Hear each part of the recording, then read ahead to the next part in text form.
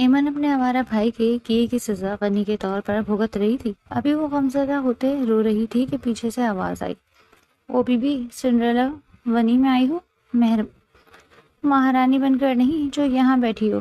چلو اٹھو، گھر کے کام کاج کرو، اور رات تمہیں بڑی سائیں کو خوش کرنا بھی ہے۔ یہ سن کر وہ مزید تڑپ گئی۔ رات نہانے کے بعد اسے زبردستی ماس کے کمرے میں بھیج دیا گیا تھا۔ ماس نے اسے بنا دیکھے جکڑ لیا۔ کمرے کی روشنی مدھم تھی۔ پوری رات اپنی شدتیں اس پر ڈٹانے کے بعد جب اس کی نظر سوتی ہوئی ایمن پر پڑی تو وہ کرنٹ کھاتا پیچھے ہٹا، کیونکہ یہ وہی لڑکی تھی جو سال پہلے اسے شدید نفرت کرتی تھی، اور بڑی حویلی کی طرف دیوار پر آذر کی موت کا سوگ ابھی تک لرز رہا تھا۔ فضا میں اونٹ اور صندل کی دھونی کے باوجود ایک عجیب سی گھٹن تھی۔ رات کے 11 بج رہے تھے جب ایمن حویلی کے پچھلے دالان میں گھٹنوں کے بل بیٹھی لکڑی کے بھاری تختے پر آٹا گون رہی تھی۔ اس کے نازک ہاتھ سوچ چکے تھے، آنکھوں سے بہتے ہوئے آنسو مسلسل آٹے میں گر رہے تھے، اور لیمپ کی زرد روشنی میں اس کا زردہ چہرہ کسی مرجھائے ہوئے پھول جیسا لگ رہا تھا۔ ماسی سکینہ ہاتھ میں چابیوں کا گچھا کھڑکاتی ہوئی آئی۔ اس کے چہرے کی جھریاں اور سخت تاثرات واضح تھے۔ ماسی سکینہ سخت اور کرخت لہجے میں بولی، او بی بی سنڈریلا ونی میں آئی ہو، مہربانی بن کر، مہارانی بن کر نہیں جو یہاں بیٹھ کر نخرے دکھا رہی ہو۔ یہ آنسو بہانا بند کرو اور جلدی ہاتھ چلاؤ۔ چھوٹے سائے کا خون پی کر تمہارے بھائی کا پیٹ نہیں بھرا جو اب تم یہاں آ کر مظلوم بن رہی ہو؟ ایمن نے سسکتے ہوئے سر اٹھایا۔ اس کی خوبصورت ہیزل آنکھیں سرخ ہو رہی تھی۔ ایمن ردی ہوئی آواز میں بولی، ماسی خدا کے لیے مجھ پر رحم کرے، میں نے شام سے ایک نوالا بھی نہیں چکا، میرے ہاتھ اب مزید کام نہیں کر سکتے، میرا بھائی بے گناہ ہے۔ ماسی شامیر ایسا نہیں کر سکتا۔ ماسی سکینہ اونچی آواز میں ہنستے ہوئے کہنے لگی، جاگیردار گلفام سائیں کے چھوٹے بیٹے آذر کا قتل بے گناہ ہے؟ پنچایت نے ایسے ہی تو تمہیں اٹھا کر اس حویلی کی دہلیز پر نہیں پھینکا۔ چلو اٹھو، کام کاج کرو، اور یاد رکھو آج رات تمہیں بڑے سائیں کو خوش بھی کرنا ہے۔ یہ بنی کی پہلی رات ہے، کوئی سہاگ رات نہیں جو ماتھا چوما جائے۔ چلو نہاؤ اور سائیں ماس کے کمرے میں پہنچو۔ ماس کا نام سنتے ہی ایمن کے جسم میں ایک سنسنی دوڑ گئی۔ اس کا دل جیسے سینے سے باہر آنے کو لگا۔ وہ مزید تڑپ گئی، اس کی روح تک کانپ گئی تھی۔ اس نے برات وہیں چھوڑی اور روتی ہوئی غسل خانے کی طرف بھاگی۔ غسل کے بعد ماسی سکینہ نے اسے ایک سادہ گہرے رنگ کا جوڑا پہننے کو دیا جس پر کوئی کام نہیں تھا۔ ایمن کے گیلے بال اس کے کمر میں پھیل رہے تھے۔ ماسی سکینہ نے اسے زبردستی ماس کے کمرے میں دھکیل لیا اور باہر سے دروازہ بند کر دیا۔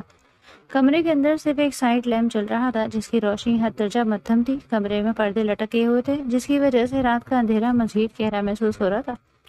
فضا میں ماس کے مہنگے پرفیوم اور سگریٹ کی دھوئیں کی ملی جلی تیز خوشبو پھیلی ہوئی تھی۔ ایمن کمرے کے ایک کونے میں فرش پر اپنی ٹانگیں سینے سے لگائے بیٹھ گئی اور سسکیاں لینے لگی۔ کچھ ہی دیر میں باتھ روم کا دروازہ کھلا۔ ماس باہر نکلا۔ اس نے کالے رنگ کا شلوار قمیص پہن رکھا تھا۔ اس کی آنکھوں میں لال ڈورے اتر رہے تھے جن میں صرف اور صرف آذر کے خون کا بدلہ اور وحشت تھی۔ اس نے فرش پر بیٹھی ایمن کو دیکھا۔ اس کے ذہن میں صرف ایک بات گھوم رہی تھی، یہ اس قاتل کی بہن ہے جس نے میرے معصوم بھائی کو بے دردی سے مارا۔ ماز نے ایک لفظ بھی نہیں بولا۔ وہ بھاری قدموں سے اس کی طرف بڑھا۔ ایمن نے خوف سے اپنے ہاتھ اٹھائے۔ ایمن کانپتی ہوئی اندھیرے میں چہرہ چھپاتے ہوئے بولی، نہیں پلیز مجھے چھوڑ دیں، میرا کوئی قصور نہیں۔ ماز کے کانوں تک صرف ایک دھیمی لرزتی آواز پہنچی، لیکن غصے میں اس نے آواز پر غور کرنے کی ضرورت ہی محسوس نہیں کی۔ اس نے بنا اس کا چہرہ دیکھے اسے بالوں سے پکڑ کر زبردستی بیڈ پر پٹک دیا۔ تمہارے بھائی نے میرا سب کچھ چھین لیا، آج میں اس کی سب سے عزیز چیز چھین لوں گا۔ ونی کی کوئی مرضی نہیں ہوتی۔ اس مدھم روشنی اور رات کے اندھیرے کا فائدہ اٹھاتے ہوئے ماس نے اس پر اپنی تمام تر شدت نفرت اور غصہ لٹا دیا۔ ایمن کی کمزور مزاحمت، اس کی سسکیاں اور اس کی التجائیں ماس کے دل سے ٹکرا کر دم توڑتی رہیں۔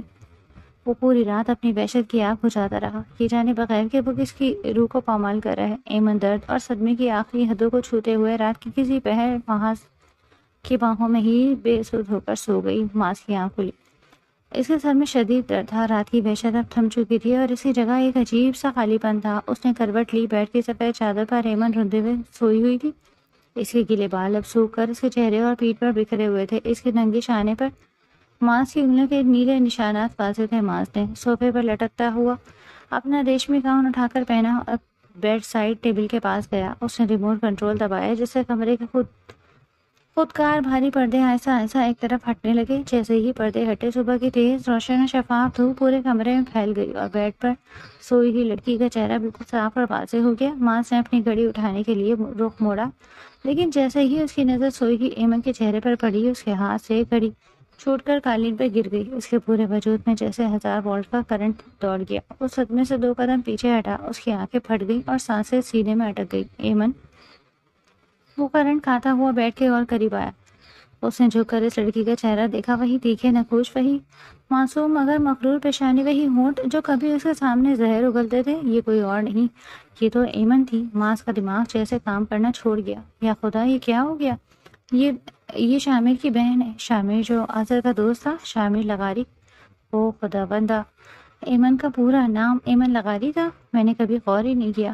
اسے یاد آیا کہ شامر کو وہ صرف ایک آوارہ جواری سمجھتا تھا۔ اس نے کبھی نہیں پوچھا تھا کہ شامر کی بہن کون ہے۔ پنچایت کے فیصلے کے وقت بھی ایمن چادر اور گھونگھٹ میں لپٹی ہوئی حویلی لائی گئی تھی اور ماس کوثر میں اتنا اندر تھا کہ اس نے چہرہ دیکھنے تک گوارا نہیں کیا تھا۔ وہ بیٹھ کے کنارے بیٹھ گیا، اس کے ہاتھ کانپ رہے تھے۔ اس نے آہستہ سے اپنا ہاتھ ایمن کے چہرے کی طرف بڑھایا، لیکن اس کی انگلیوں کے نیلے نشانات دیکھ کر اس نے اپنا ہاتھ جھٹکے سے پیچھے کھینچ لیا۔ جس لڑکی کی خودداری کی دنیا دیوانی تھی، جس لڑکی کی آنکھوں میں کبھی ماس کے لیے صرف اور صرف سرکش نفرت تھی، آج اسی لڑکی کو اس نے اپنے ہاتھوں سے اپنے ہی کمرے میں ایک بنی بنا کر پاگل پن کی حد تک پامال کر دیا۔ ایمن کی بند پلکوں سے ایک آنسو ٹپک کر چادر میں جذب ہو گیا۔ ماس کے دل پر جیسے کسی نے آری چلا دی۔ غصے اور انتقام کی جو آگ رات تک اس کے سینے میں لگی ہوئی تھی، وہ پچھتاوے اور صدمے میں تبدیل ہو چکی تھی۔ وہ صدمے کی حالت میں پیچھے ہٹتا گیا، یہاں تک کہ کمرے کی دیوار سے جا ٹکرایا۔ اسے سمجھ نہیں آ رہا تھا کہ وہ اس حقیقت کا سامنا کیسے کرے گا۔ 1 سال پہلے شہر کی سب سے بڑی یونیورسٹی کی پارکنگ لاٹ میں اس وقت سناٹا چھا گیا تھا، جب کالی چمکتی ہوئی لینڈ کروزر تیز رفتاری سے آ کر رکی۔ گاڑی کے آگے 2 گارڈز کی گاڑیاں بھی تھیں۔ ماس سائیں، جو اپنے خاندانی جاگیر کے ساتھ ساتھ شہر کے بڑے کاروباری حلقوں پر راج کرتا تھا، گاڑی کے پچھلے دروازے سے اترا۔ اس نے سفید کلف لگی شلوار قمیض، کندھے پر مہنگا شال اور آنکھوں پر کالا چشمہ لگا رکھا تھا۔ اس کی شخصیت کا روپ ایسا تھا کہ آس پاس کھڑے طلباء نے احتراماً راستہ چھوڑ دیے۔ اسی وقت ایمن اور اس کی سہیلی سارا کینٹین کی طرف سے نوٹس ہاتھ میں لیے آ رہی تھی۔ سارا سڑک پار کرنے لگی کہ ماس کی گاڑی کے ڈرائیور نے اچانک ریورس گیئر لگایا۔ سارا بوکھلا کر پیچھے ہٹی، لیکن اس کا پاؤں مڑا اور وہ زمین پر گر گئی۔ اس کے ہاتھ سے نوٹس اڑ کر کیچڑ میں جا گرے۔ ایمن، میرا پاؤں! ایمن نے تیزی سے جھک کر سارا کو سنبھالا اور پھر غصے سے تپتی ہوئی نگاہوں سے اس بڑی گاڑی کو دیکھا جس کا شیشہ آہستہ سے نیچے ہوا تھا۔ ماس نے اندر بیٹھے بیٹھے نہایت لاپرواہی سے باہر دیکھا اور اپنے سیکرٹری کی طرف اشارہ کیا۔ سیکرٹری نے فوراً پرس سے 5000 کے چند نئے نوٹ نکالے اور سارا کے سامنے پھینک دیے۔ یہ لو لڑکی، دوا دارو کروا لینا اور راستے میں دیکھ کر چلا کرو، سامنے سائیں ماس کی گاڑی ہے۔ ایمن کا خون کھول اٹھا۔ اس نے فرش پر گرتے ہوئے نوٹ اٹھائے، تیز قدموں سے گاڑی کے دروازے کے پاس گئی اور وہ نوٹ سیدھے ماس کے چہرے پر دے مارے۔ نوٹ گاڑی کے اندر بکھر گئے۔ اپنی یہ جاگیرداری اور پیسے اپنی جیب میں رکھیں سائیں۔ ماس، آپ جیسے لوگ انسانوں کو نہیں، صرف اپنی انا کو دیکھتے ہیں۔ سڑک پر چوٹ ایک انسان کو لگی ہے، جسے کسی بھیگاری کو نہیں۔ معافی مانگنے کے بجائے آپ پیسہ پھینک رہے ہیں۔ مجھے آپ کی اس شکل سے اور اسے اس گھمنڈ سے شدید نفرت ہے۔ پوری پارکنگ میں موجود لوگوں کی سانسیں رک گئی تھیں۔ ماں سائیں کو جس کے سامنے لوگ ہاتھ باندھ کر کھڑے ہوتے تھے، ایک عام سی لڑکی نے سب کے سامنے للکارا تھا۔ ماس نے ایسے سے اپنا کالا چشمہ اتارا۔ اس کی گہری غصیلی آنکھوں نے ایمن کے چہرے کو گھورا۔ اس کے چہرے پر ایک تلخ اور خطرناک مسکراہٹ ابھری۔ لڑکی، زبان اتنی ہی لمبی ہونی چاہیے جتنی گردن سلامت رکھ سکے۔ اگر دوبارہ میری یا میری گاڑی کے آس پاس بھی نظر آئی تو میں بھول جاؤں گا کہ میں کسی کالج کی لڑکی سے بات کر رہا ہوں۔ اپنے ہوش ٹھکانے رکھو۔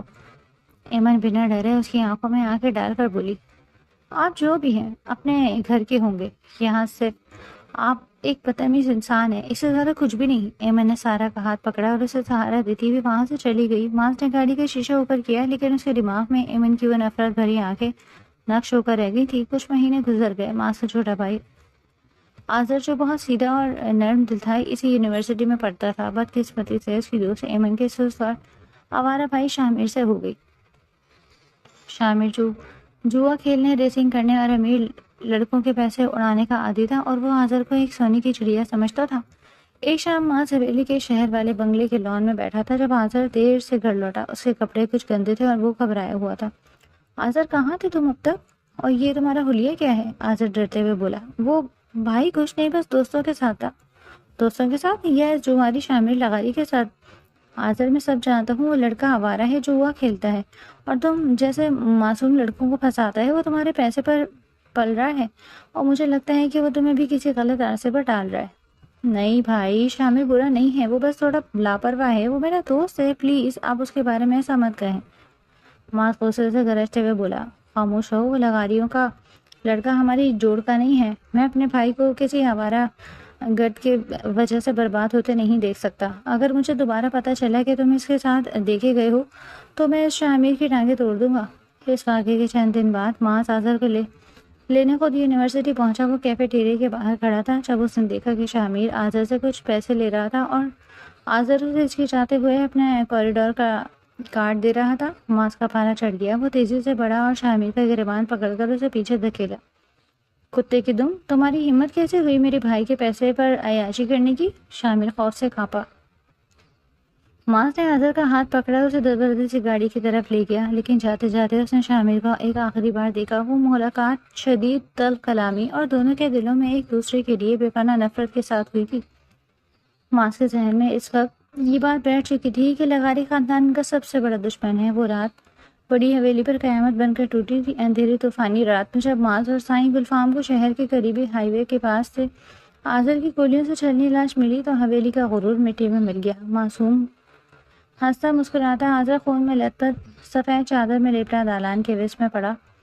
پولیس کی ابتدائی رپورٹ اور عینی شاہدین کے مطابق آزر کو آخری بار شامیر لغاری کے ساتھ دیکھا گیا تھا۔ شامیر نے جوئے کے بھاری قرضے تلے دب کر آزر سے جھگڑا کیا تھا اور قتل کی واردات کے بعد شامیر اپنے گھر سے فرار تھا۔ تمام انگلیاں، تمام ثبوت صرف ایک ہی نام پر جا کر رک گیا تھا، شامیر لغاری۔ ماس آزر کی لاش کے پاس گھٹنوں کے بل بیٹھا تھا، اس کی مٹھیاں پیچھی ہوئی تھیں اور آنکھیں خون کے گھونٹ پی رہی تھیں۔ آزر میرے بھائی، میں نے تمہیں منع کیا تھا اس لغاری کے بچے سے دور رہنے کو۔ اس جواری نے میری دنیا اجاڑ دی۔ پاپا سائیں، میں قانون کو نہیں جانتا، میں کسی عدالت کو نہیں ملتا۔ مجھے شامیر کا خون چاہیے اور میں اس کے پورے خاندان کو مٹی میں ملا دوں گا۔ سائیں گلفام نے اپنے جوان بیٹے کے سر پر ہاتھ رکھا، اس کا چہرہ غیرت اور غصے سے لال ہو رہا تھا۔ ہوش کرو ماس، خون کا بدلہ خون ہی ہوگا، لیکن سائیں اکبر کے ہوتے ہوئے ہم قانون اپنے ہاتھ میں اس طرح نہیں لیں گے۔ جس سے لغاریوں کو مظلوم بننے کا موقع ملے، پنچایت بیٹھے گی اور ایسا فیصلہ ہوگا کہ شامل لغاری جیتے جی مر جائے گا۔ اگلی صبح بڑی حویلی کے دالان میں سفید چاندیاں بچھائی گئیں۔ علاقے کے وڈیرے معززین اور پنچایت کے کارندے جمع تھے، سب کے چہروں پر سنجیدگی اور خوف تھا۔ دالان کے صدر مقام پر اونچی کرسی پر دادا سائیں اکبر اپنی سفید داڑھی اور ہاتھ میں خاندانی عصا تھامے بیٹھے تھے۔ ان کے دائیں بائیں سائیں گلفام اور ماس کھڑے تھے، جن کی بندوقیں ان کے غصے کی عکاسی کر رہی تھیں۔ لغاری خاندان کے چند بزرگ ہاتھ باندھے سر جھکائے پنچایت کے سامنے پیش ہوئے، کیونکہ شامیر تو فرار تھا لیکن اس کا خاندان حویلی کے غیظ و غضب سے کے نشانے پر تھا۔ دادا سائیں اکبر اپنی بھاری روبدار آواز میں بولے، لغاریوں، تمہارے آوارہ لڑکے نے اس حویلی کا چراغ گل کیا۔ اکبر سائیں کی عدالت میں معافی کی کوئی گنجائش نہیں ہے، بولو قاتل کہاں ہے؟ سائیں شاہ، سائیں شامیر کا ہم سے کوئی تعلق نہیں، وہ بھاگ گیا ہے، ہم شرمندہ ہیں سائیں، ہمارے خاندان کی جان بخش دیں، ہمیں برباد نہ کریں۔ سائیں گلفام آگے بڑھ کر غصے سے چلاتے ہوئے بولے، میرا 20 سال کا جوان بیٹا من و مٹی تلے سو رہا ہے اور تم جان کی بھیک مانگ رہے ہو۔ اگر شامیر نہیں ہے تو اس کے بدلے لغاریوں کے ہر مرد کا خون بہے گا۔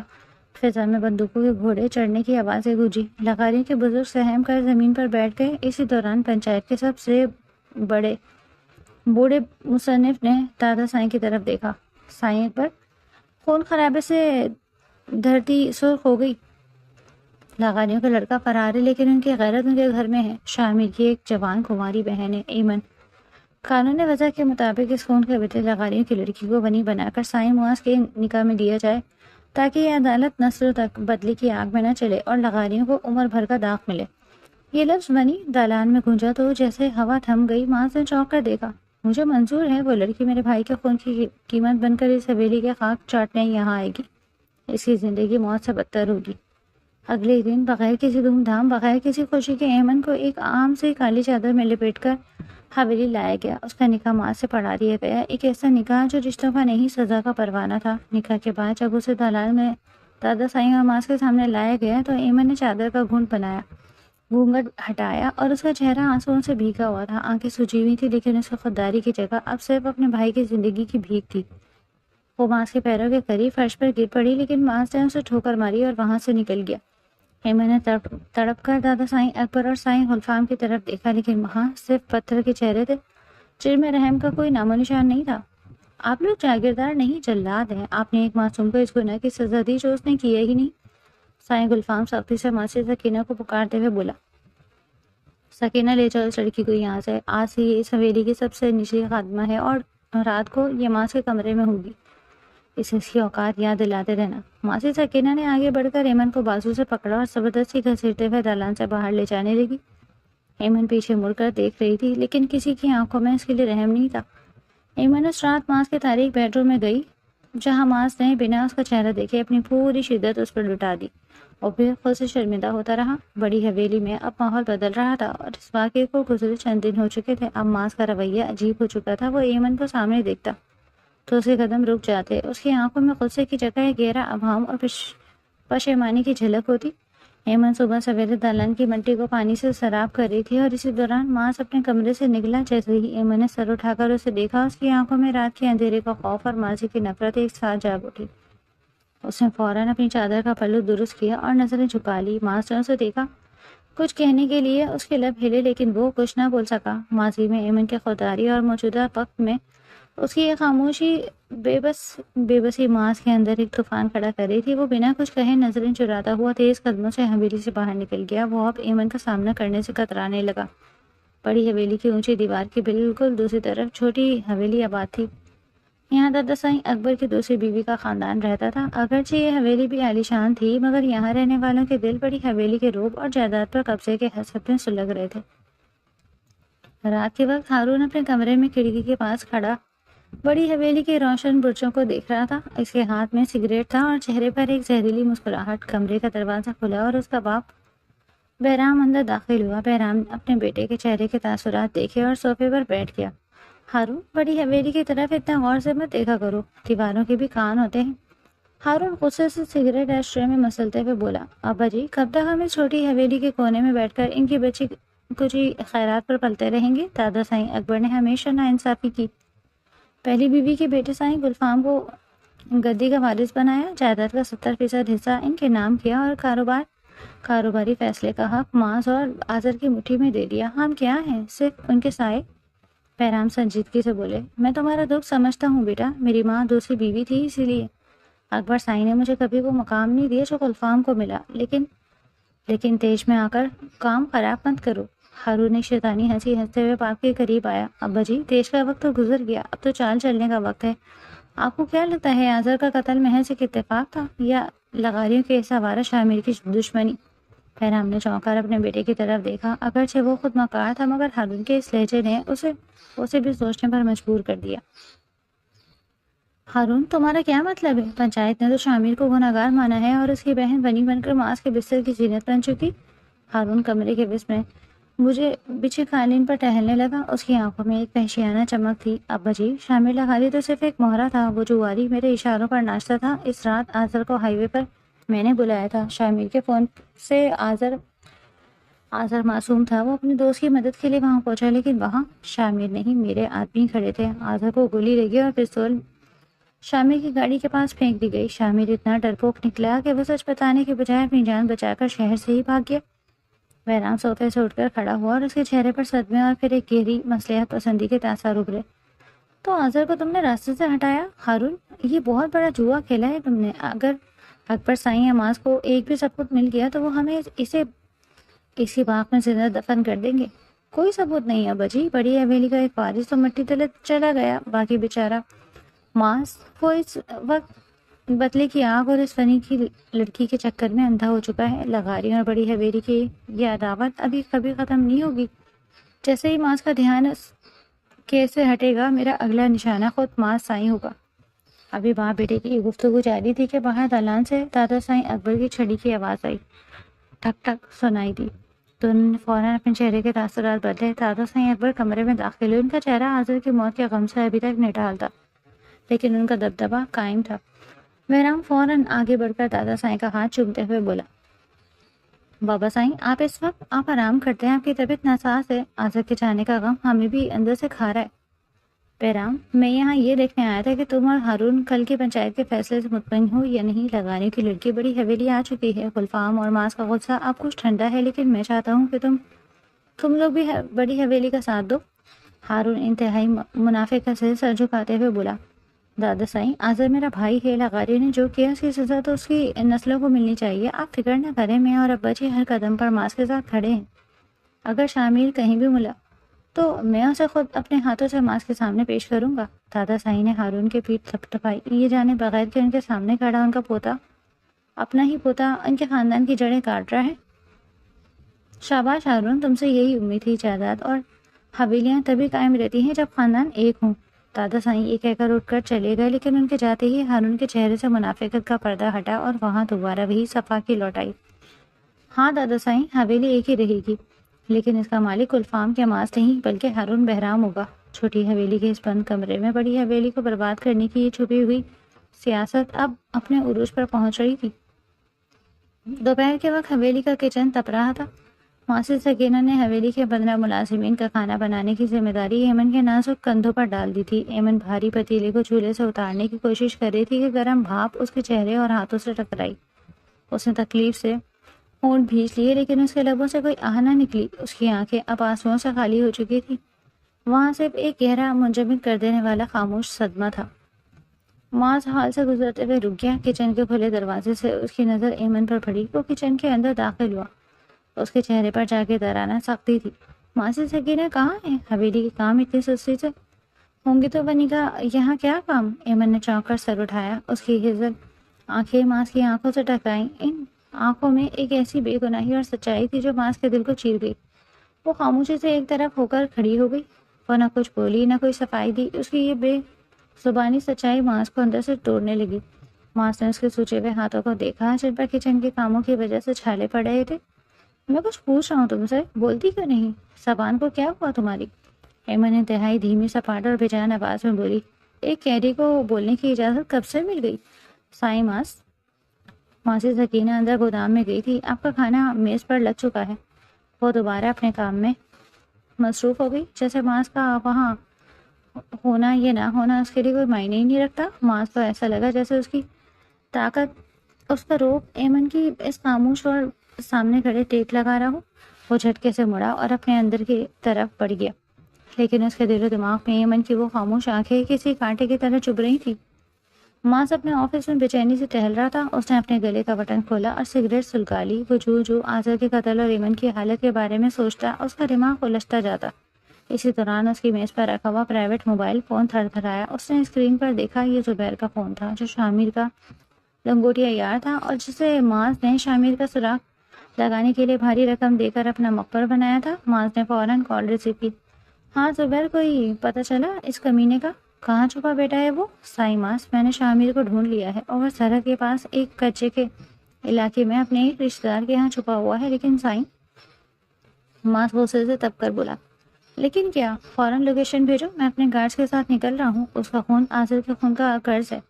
سائیں میری بات ایک بار سن لیں، میں نے رات شامر کو دبوچ لیا تھا اور اسے گن پوائنٹ پر رکھا۔ سائیں، وہ اپنے باپ اور اپنی بہن ایمن کی قسمیں کھا رہا، رو رہا ہے، وہ کہہ رہا ہے کہ اس نے آزر پر گولی نہیں چلائی۔ ماس کے ہاتھ میں لگی سگریٹ کی راکھ نیچے گری، اس کے آئی برو تن گئے۔ وہ جھوٹ بول رہا ہے اپنی جان بچانے کے لیے۔ عینی شاہدین نے اسے آزر کے ساتھ دیکھا تھا اور اس کی پستول وہاں سے ملی۔ سائیں، وہ کہہ رہا ہے کہ اس رات آزر کو کسی نے اس کے نمبر سے میسج کر کے ہائی وے پہ بلایا تھا، جبکہ شامر کا فون اس واقعے سے 2 گھنٹے پہلے ہی کہیں گر گیا یا چوری ہو گیا۔ شامر کا کہنا ہے کہ جب وہ آزر سے ملنے ہائی وے پہنچا تو آزر پہلے ہی گولیوں سے چھلنی تڑپ رہا تھا اور وہاں کچھ نامعلوم نقابپوش کھڑے تھے جنہوں نے شامر کو دیکھتے ہی اس پر فائرنگ کر دی۔ وہ اپنی جان بچا کر بھاگا اور اسے پتا تھا کہ الزام اسی پر آئے گا، اسی لیے وہ روپوش ہو گیا۔ سائیں، وہ جس طرح رو رہا ہے مجھے نہیں لگتا کہ وہ جھوٹ بول رہا ہے، کوئی ہے جو پس پردہ کھیل گیا۔ ماس کی سانسیں تیز ہو گئیں۔ زبیر کی باتوں نے اس کے ذہن میں شک کا ایک ایسا بیج بو دیا جس نے اس کے پورے یقین کو ہلا کر رکھ دیا۔ زبیر، تم شامر پر کڑی نظر رکھو، میں وہاں سے ہلے نہ پائے جب تک میں نہ کہوں۔ کسی کو اس کا پتہ نہیں چلنا چاہیے۔ فون بند کرنے کے بعد ماس جیسے جم کر رہ گیا۔ اگر شامر نے آزر کو نہیں مارا تو آزر کا قتل کون ہے؟ اور شامر کا فون کس کے پاس تھا؟ اس کا دماغ تیزی سے گھوما۔ اگر شامل بے گناہ تھا تو اس کا مطلب تھا کہ ایمن لغاری بھی بے گناہ ہے، اور اس نے ایک بے گناہ لڑکی کو بنی بنا کر اسے زندگی دوزخ بنا دی۔ اس پچھتاوے کے احساس نے معاذ کو تڑپا دیا۔ اس نے فوراً اپنے دراز سے چابی نکالی اور آذر کے قتل کیس کی وہ فائل نکالی جو پولیس نے تیار کی تھی۔ اس نے اس رات کی لوکیشن، شامل کے فون کو ڈیٹا اور عینی شاہدین کے بیانات کو دوبارہ گہرائی سے پڑھنا شروع کیا۔ کمرے میں شام کا اندھیرا پھیل چکا تھا، لیکن معاذ لیمپ کی روشنی میں کاغذات پر جھکا ہوا تھا۔ اس نے غور کیا کہ شامل کے فون کی آخری لوکیشن اس رات چھوٹی حویلی سوتیلے چچا بہرام کی حویلی کے ٹاور کے پاس سے آ رہی تھی۔ شامل کا فون اس رات 9 بجے ہماری ساتھ والی حویلی کے پاس کیا کر رہا تھا، اور پولیس نے اس پہلو پر تشویش کیوں نہیں کی؟ یہ عینی شاہد جس سے شامل کو بھاگنے دیکھا، یہ چھوٹی حویلی کا مزار رحیم دار ہے۔ تانے بانے آہستہ آہستہ جوڑ رہی تھی، لیکن تصویر ابھی واضح نہیں تھی۔ معاذ نے فائل بند کی اور کھڑکی سے باہر دیکھا، جہاں اندھیرا گہرا ہو چکا تھا۔ اسے اب آذر کے اصل قاتل تک پہنچنا تھا، اور اس کے لیے اسے اپنی ہی فیملی، آس پاس کے لوگوں پر نظر رکھنی تھی۔ اس نے فیصلہ کر لیا تھا کہ وہ سچ کا پتہ لگا کر رہے گا، چاہے اس کی قیمت کچھ بھی ہو۔ رات کے 2 بج چکے تھے۔ بڑی حویلی مکمل طور پر نیند کی آغوش میں تھی، لیکن معاذ کی آنکھوں سے نیند کوسوں دور تھی۔ فائل کے اوراق، شامل کے فون کی لوکیشن اور مقبر زبیر کی باتیں اس کے دماغ میں کسی ہتھوڑے کی طرح بچ رہی تھی۔ وہ اپنے بیڈ روم کی گھٹن سے بچنے کے لیے باہر دالان میں آ گیا، اور وہاں سے ٹہلتا ہوا اس پرانے گھنے باغ کی طرف نکل گیا جو بڑی اور چھوٹی حویلی کو آپس میں جوڑتا تھا۔ باغ میں خوب اندھیرا تھا، صرف چاند کی مدھم روشنی درختوں کی شاخوں سے چھن کر زمین پر پڑ رہی تھی۔ معاذ گہری سوچ میں گم آہستہ آہستہ قدم اٹھا رہا تھا۔ اس کا ذہن مسلسل ایک ہی سوال میں الجھا ہوا تھا کہ اگر شامل بے گناہ ہے تو آذر کو کس نے مارا، اور اس رات شامل کا فون چھوٹی حویلی کے قریب کیا کر رہا تھا؟ اچانک باغ کے اس پار چھوٹی حویلی کے پچھلے ٹیرس سے اسے کچھ سرسراہٹ اور دبے قدموں کی آواز سنائی دی۔ معاذ چوکنا ہو گیا۔ وہ ایک چیتے کی طرح خاموشی سے برگد کے ایک بڑے اور چوڑے تنے کے پیچھے چھپ گیا۔ چھوٹی حویلی کے برآمدے میں صرف ایک زرد بلب جل رہا تھا۔ معاذ نے برگد کے تنے کی اور سے جھانک کر دیکھا، وہاں ہارون اور اس کا باپ بہرام کھڑے تھے۔ ہارون کے ہاتھ میں مخصوص مشروم کا آدھا بھرا ہوا گلاس تھا، اور اس کی چال میں نشے کی لڑکھڑاہٹ اور غرور کی اکڑ واضح تھی۔ بہرام اسے غصے سے کچھ سمجھا رہا تھا۔ معاذ کے کان کھڑے ہو گئے۔ فاصلہ زیادہ نہیں تھا، اور رات کے سناٹے میں ان کی آوازیں صاف سنائی دے رہی تھی۔ معاذ نے احتیاط سے اپنی جیب سے اسمارٹ فون نکالا اور بنا کوئی روشنی کے کیمرے کی ویڈیو اور آڈیو ریکارڈ آن کر لیا۔ ہارون، ہوش کے ناخن لو، تم نے یہ کیا ہولیا بنایا ہوا ہے؟ میں نے تمہیں کہا تھا نا کہ کچھ دن خاموش رہو۔ مجھے مقبروں سے پتہ چلا ہے کہ معاذ آج کل دوبارہ کیس کی فائلیں کھنگال رہا ہے۔ اگر ذرا سے بھی شک ہو گیا نا تو وہ ہمیں اسی باغ میں زندہ کاٹ دے گا۔ ہارون نے جھٹکے سے اپنا بازو باغ کی گرفت میں چھڑایا۔ نشے کی ذاتی اور تکبر نے اس کے اندر سے یہ ہر قسم کا خوف ختم کر دیا تھا۔ اس نے شراب کا ایک بڑا گھونٹ بھرا اور ایک بھیانک تمسخرانہ ہنسی ہنسا۔ معاذ، او ابا جی، آپ اس سے خواہ ڈرتے ہیں۔ وہ معاذ اب کچھ نہیں کر سکتا۔ وہ تو اس وقت اس لغانیوں کی لڑکی میں الجھا ہوا ہے۔ اسے کیا خاک پتہ چلے گا کہ اس کے ساتھ کیا کھیل کھیلا گیا؟ برگر کے پیچھے کھڑے معاذ کے جسم میں جیسے 1000 وولٹ کا کرنٹ دوڑ گیا۔ اس نے فون کی گرفت مضبوط کر لی۔ اس کی انگلیاں غصے سے سفید پڑ گئی۔ بہرام نے گھبرا کر ادھر ادھر دیکھا، ہارون کے منہ پر ہاتھ رکھنے کی کوشش کی۔ آواز نیچے رکھو بے وقوف لڑکے، دیواروں کے بھی کان ہوتے ہیں، جو راہ سینے میں ہے اسے باہر مت نکالو۔ لیکن ہارون اب اپنے خپ میں پوری طرح اندھا ہو چکا تھا۔ اس نے باپ کا ہاتھ جھٹکا اور برآمدے کے جنگلے پر جھٹکتے ہوئے جھکتے ہوئے بڑی حویلی کی طرف اشارہ کیا۔ کیوں ڈروں میں ابا جی؟ اب بڑی حویلی کا وارث معاذ اکیلا رہ گیا ہے نا۔ اس کے لاڈلے بھائی آذر کو تو میں نے راستے سے ہٹا دیا۔ کیا معصوم تھا بیچارہ، میری ہی گولی سینے میں کھا کر مجھے ہی حیرت سے دیکھ رہا تھا۔ میں نے اسے مار کر سارا الزام اس جواری شامل پر لگا دیا۔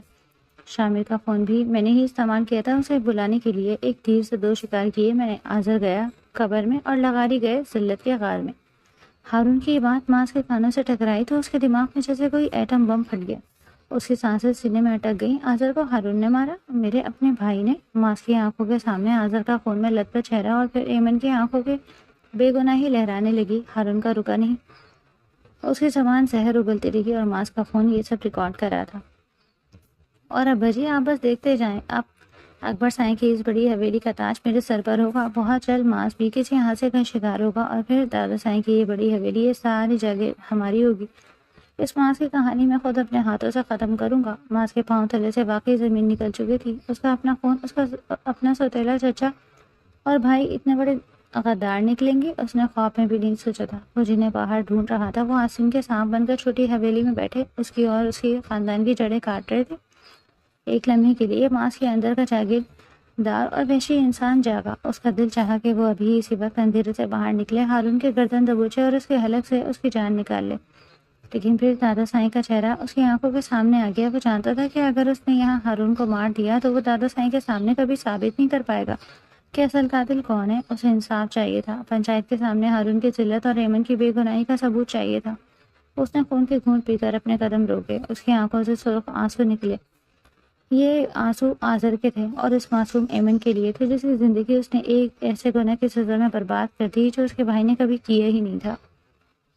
بڑی حویلی کا دالان اب بالکل ویسا ہی سجا تھا جیسے آزر کے قتل کے بعد پنچایت والے دن سجا تھا۔ سائیں اکبر اپنی مخصوص اونچی کرسی پر بیٹھے تھے۔ اس کے ماتھے پر سلوٹیں تھیں کیونکہ ماس نے صبح سویرے ہی پوری حویلی کے ساتھ چھوٹی حویلی کے بہرام اور ہارون کو بھی ہنگامی طور پر دلان میں طلب کر لیا۔ سائیں گلفام پریشانی سے دلان میں ٹہل رہے تھے۔ اس اثنا میں ہارون اور اس کا باپ بہرام دلان میں داخل ہوئے۔ ہارون کے چہرے پر وہی روایتی منافقت ابھری، مسکراہٹ اور چھوٹی ہمدردی تھی۔ بابا سائیں، اللہ آپ کا سایہ ہم پر سلامت رکھے۔ کیا بات ہے؟ صبح سویرے ہی ہم غریبوں کو یاد کر لیا، سب خیریت تو ہے؟ دادا سائیں کچھ کہنے ہی والے تھے کہ حویلی کے بھاری دروازے کھلے اور ماس اندر داخل ہوا۔ اس کی چال میں ایک عجیب سا دبدبا اور آنکھوں میں شعلے تھے۔ اس کے پیچھے حویلی کے گارڈز اور حیرت انگیز طور پر علاقے کا پولیس انسپکٹر اور 2 سپاہی موجود تھے۔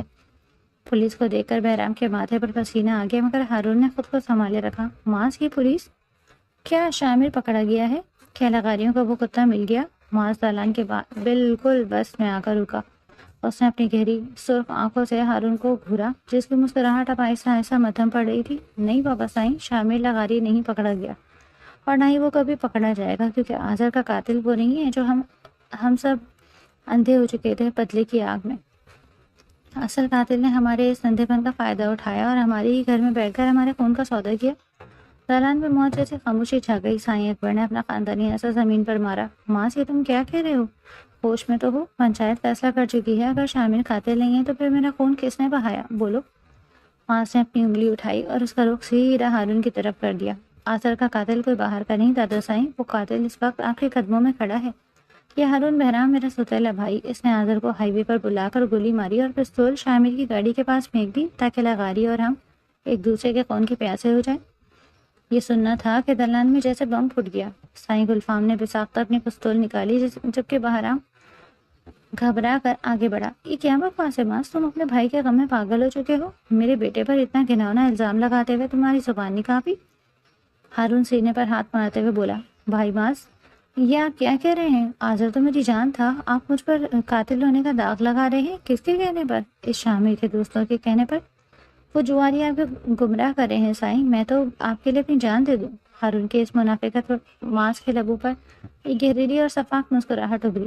تمہاری اداکاری کمال کی ہے ہارون، لیکن تم بھول گئے ہو کہ جب تم کل رات نشے میں اپنے باپ کے سامنے اپنی کامیابی کا جشن منا رہے تھے تو وہ پرانا برکت کا درا تنہا نہیں تھا، میں وہاں موجود تھا۔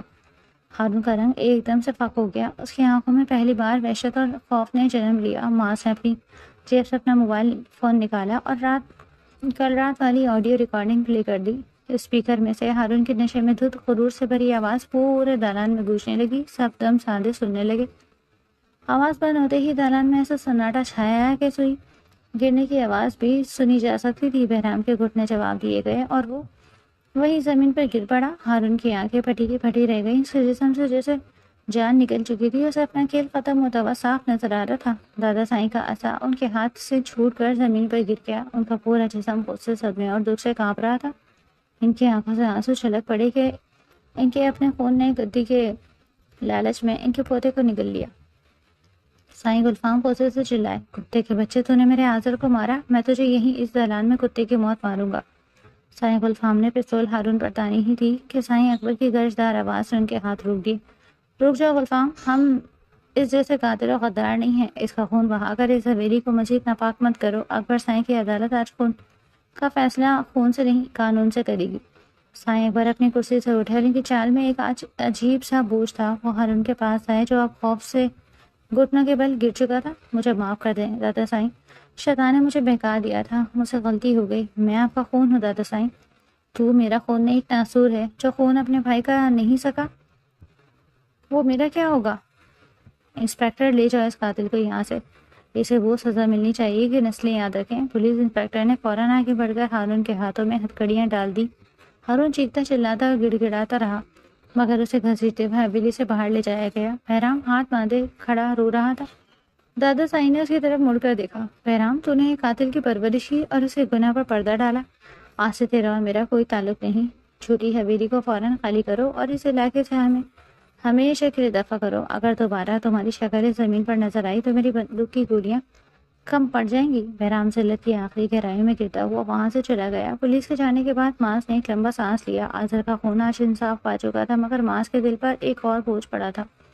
دادا سائیں، ہارون تو اپنے انجام کو پہنچ گیا مگر شامر لغاری بے گناہ تھا۔ اس پر سے تمام الزامات اور پولیس کیس میں نے واپس لے لیے ہیں۔ وہ باعزت بری ہو چکا۔ سائیں غلفام اور دادا سائیں نے دکھ سے سر جھکا لیا۔ لیکن دادا سائیں، اس شامر کی بے گناہ بہن ایمن، جس کی عزت ہم نے بنی کے نام پر نیلام کر دی، جس کی روح کو میں نے اپنے اندھے غصے میں پامال کر دیا، اس کے ساتھ ہونے والی ناانصافی کا حساب کون دے گا؟ ہم نے ایک بے گناہ کی زندگی برباد کر دی۔ تالان میں خاموشی چھا گئی۔ انصاف تو ہو چکا تھا لیکن اب ایک اور جنگ باقی تھی، ایمن کے ٹوٹے ہوئے دل اور اس کی مجروح روح کو جوڑنے کی جنگ۔ ماں جانتا تھا کہ ہارون کو سزا دلوانا آسان تھا لیکن ایمن سے معافی مانگنا، اس کی نظروں میں اپنا کھویا ہوا مقام واپس پانا دنیا کا سب سے مشکل کام ہونے والا تھا۔ ایمن کھڑکی کے پاس کھڑی باہر باغ کو دیکھ رہی تھی۔ اس کے چہرے پر اب وہ خوف نہیں تھا لیکن آنکھوں میں ایک گہری سوچ اور الجھن ضرور تھی۔ ہارون کو سزا مل چکی تھی اور سچ سب کے سامنے آ چکا تھا لیکن ایمن کے دل کے زخم ابھی ہرے تھے۔ اچانک کمرے کے دروازے پر دستک ہوئی اور سائیں غلفام اندر داخل ہوئے۔ ان کے چہرے پر ایک باپ کی شرمندگی تھی اور ان کے پیچھے وہ شخص کھڑا تھا جس سے دیکھ کر ایمن کی سانس رک گئی۔ شامر بھائی۔ وہ دوڑ کر اپنے بھائی کے گلے لگ گئی اور پھوٹ پھوٹ کر رونے لگی۔ شامر کی آنکھوں میں بھی آنسو تھے۔ اس نے اپنی بہن کو مضبوطی سے تھام لیا۔ جس بھائی کے لیے ایمن نے اپنی زندگی، اپنی عزت، اپنے خوابوں کی قربانی دی، آج وہ باعزت طریقے سے اس کے سامنے کھڑا تھا۔ مجھے معاف کر دے میری گڑیا، میری لاپرواہی اور میری آوارہ گردی نے تجھے اس دوزخ میں ڈھکیل دیا۔ میں تیرا مجرم ہوں ایمن۔ اگر ماں سائیں مجھے ڈھونڈ کر سچ ثابت نہ کرتے تو میں ساری زندگی اس الزام میں بھٹکتا رہتا۔ سائیں غلفام آہستہ قدموں سے چلتے ہوئے ایمن کے قریب آئے۔ وہ جن کے سامنے علاقے کے وڈیرے سر نہیں اٹھاتے تھے آج ایک عام سی لڑکی کے سامنے شرمندہ کھڑے تھے۔ سائیں غلفام انتہائی نرم لہجے میں بولے، بیٹی، ظالم تو ہم ہیں۔ ہم نے اپنے بیٹے کے غم میں اندھے ہو کر پنچایت کے اس جاہلانہ فیصلے کو مان لیا اور ایک معصوم پاک دامن بیٹی کو غنی بنا کر اس کی زندگی برباد کر دی۔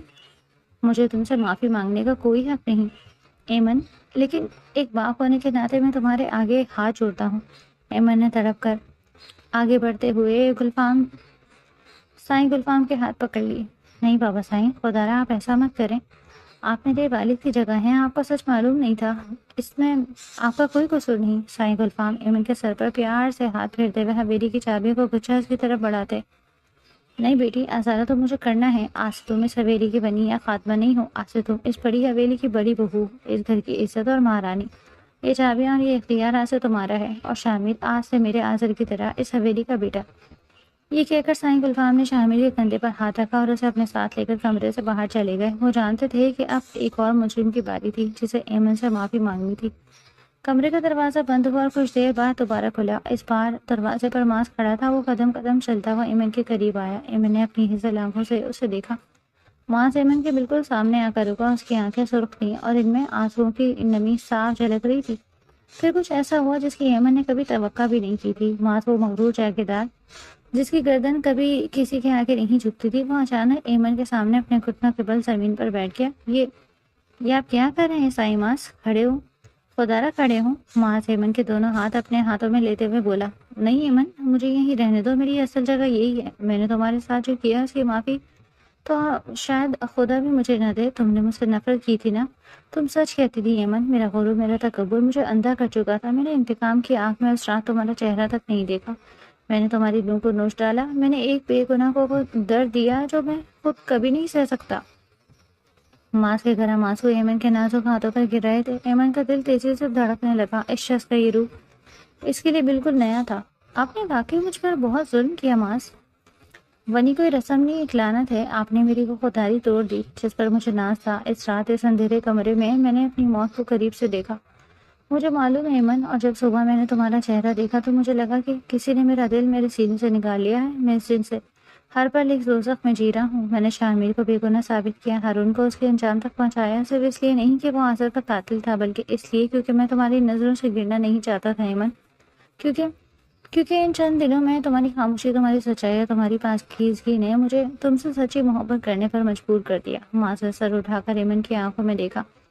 مجھے معلوم ہے میں اس محبت کے قابل نہیں ہوں۔ تم چاہو تو آج مجھے چھوڑ کر جا سکتی ہو، شامل آزاد ہے۔ تم چاہو تو مجھے کوئی بھی سزا دے دو، مجھے مار دو، لیکن خدارا مجھے اس پچھتاوے کی آگ سے نکال دو۔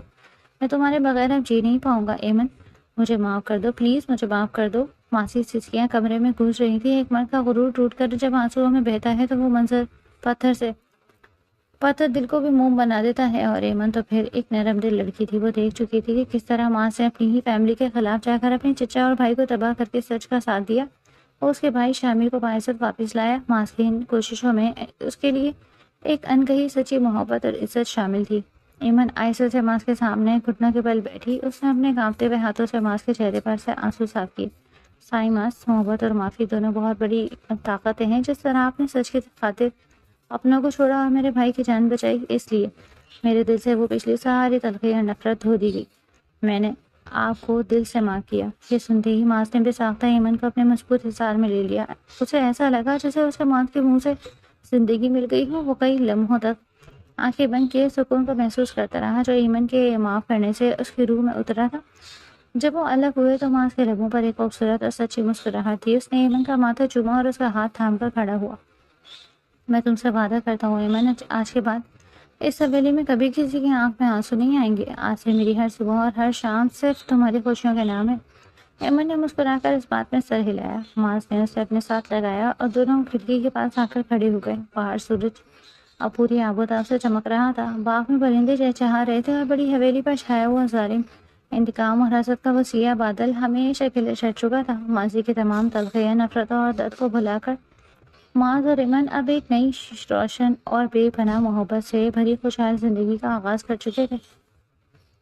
1 سال بعد وقت نے بڑی حویلی کے زخموں پر مرہم رکھ دیا تھا۔ مئی کی یہ خوشگوار اور خنک شامل تھی جب لغاری خاندان کے آبائی قبرستان میں، جہاں اونچے اور گھنے نیم کے درختوں کی چھاؤں پھیلی ہوئی تھی، معاذ اور ایمن آہستہ آہستہ قدم اٹھاتے ہوئے داخل ہوئے۔ معاذ نے کلف لگی سفید شلوار قمیض پہن رکھی تھی۔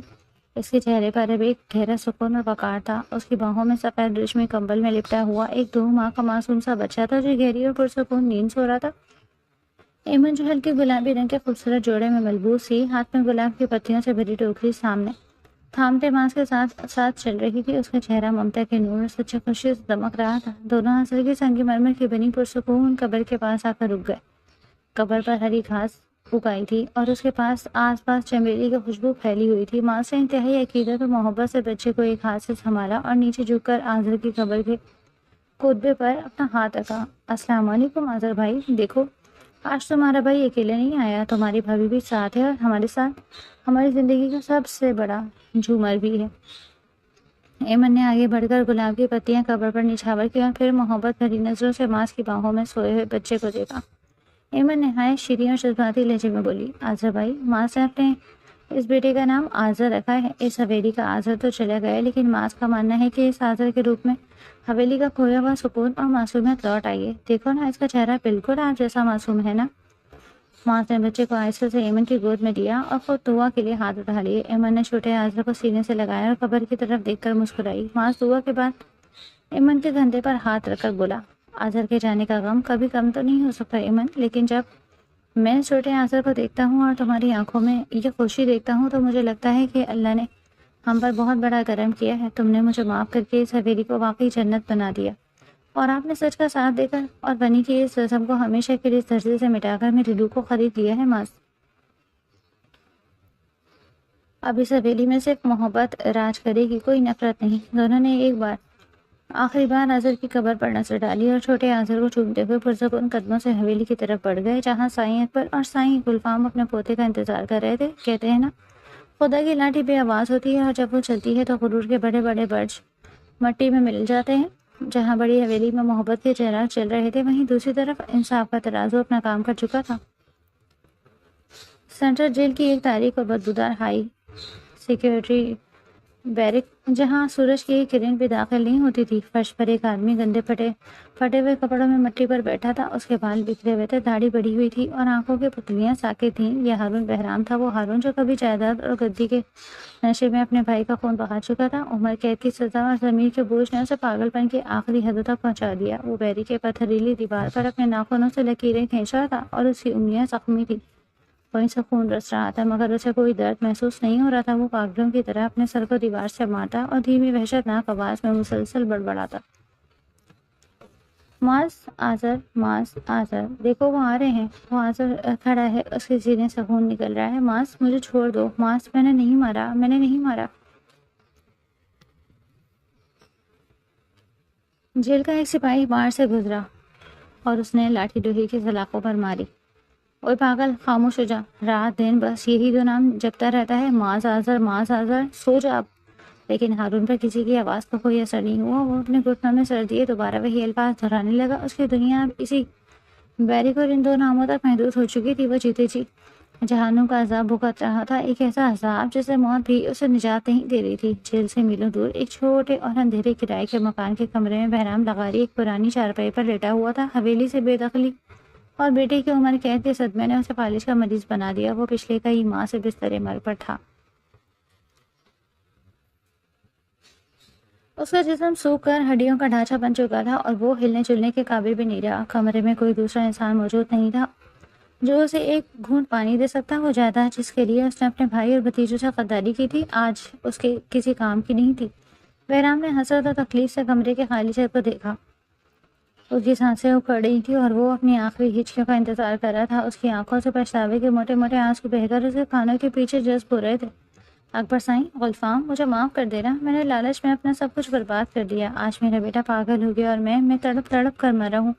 کوئی مجھے پانی کا ایک قطرہ دینے والا بھی نہیں۔ اس کے حلق سے ایک آخری دردناک اوراہٹ نکلی۔ اس کی آنکھیں کھلی کی کھلی رہ گئی اور اس کی روح اس پنجرے سے پرواز کر گئی۔ وہ دنیا سے اس طرح رخصت ہوا کہ اس کے جنازے کو کندھا دینے والا بھی کوئی اپنا موجود نہیں تھا۔ واپس پڑی حویلی کے دالان میں شام کا دھندلا پھیل چکا تھا اور حویلی کے فانوس روشن ہو چکے تھے۔ سائیں پر دالان میں اپنی کرسی پر بیٹھے چھوٹے آذر کو گود میں لیے اس کا چہرہ چوم رہے تھے اور ان کے پاس سائیں غلفام شامیر بیٹھے مسکرا رہے تھے۔ ایمن اور معاذ دالان کی سیڑھیوں پر کھڑے اس خوبصورت خاندانی منظر کو دیکھ رہے تھے۔ معاذ نے آہستہ سے ایمن کا ہاتھ تھاما۔ دیکھو ایمن، حویلی کا اندھیرا ہمیشہ کے لیے ختم ہو گیا، اب یہاں صرف روشنی ہے کیونکہ ہمارے پاس محبت کی طاقت ہے۔ ایمن معاذ کے کندھے پر سر رکھتے ہوئے محبت سے بولی، جی معاذ، اور یہ روشنی اب کبھی مدھم نہیں ہوگی۔ نفرت، سازش اور خون کی کھیل سے شروع ہونے والا یہ سفر مکافات عمل کے کڑے انصاف سے گزر کر نئی خوشیوں سے ہمکنار ہو چکا تھا۔